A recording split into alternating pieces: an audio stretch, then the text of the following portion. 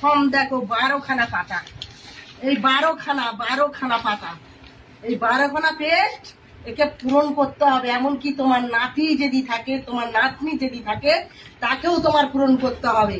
বালছেড়া আমরা একটা মূর্খ, আমরা একটা অক্ষর জানি না, আমরা লিখতে জানি না। এই বালছেড়া 12টা পাতায় লিখে দেবো বাল ছিঁড়তে।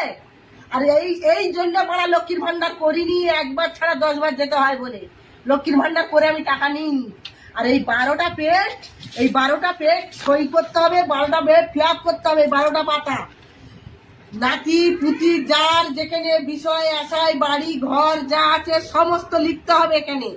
তোমার ব্যাংকেও যদি 50,000 টাকা থাকে সেটাও তোমাকে লিখতে হবে। তুমি আলু ভাতে ভাত খেয়েছো, তুমি শাক তুলে খেয়েছো, হয়তো 10,000 টাকা ব্যাংকে জমিয়ে রেখেছো, তাকেও তোমার লিখে দিতে হবে যে আমি ব্যাংকে আমার 10,000 আছে, আমার জমি আছে, আমার সেই আছে, আর আমি এই 12টা পাতা বাল ছিঁড়ে সই করবো?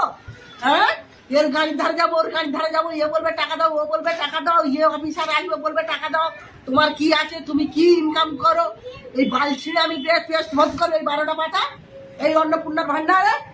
আমি বড় অন্নপূর্ণা ভান্ডার নেব না। আর বড়া তোর ওই লক্ষ্মীর ভান্ডার তো নিইনি, আর অন্নপূর্ণা ভান্ডার নিইনি। তার থেকে বাংলাদেশিদের চাচ্ছিস ওটাই সন্তুষ্ট। আমি এর বেশি চাইনি। বিজেপিকে চাই, জয় শ্রীরামকে চাই।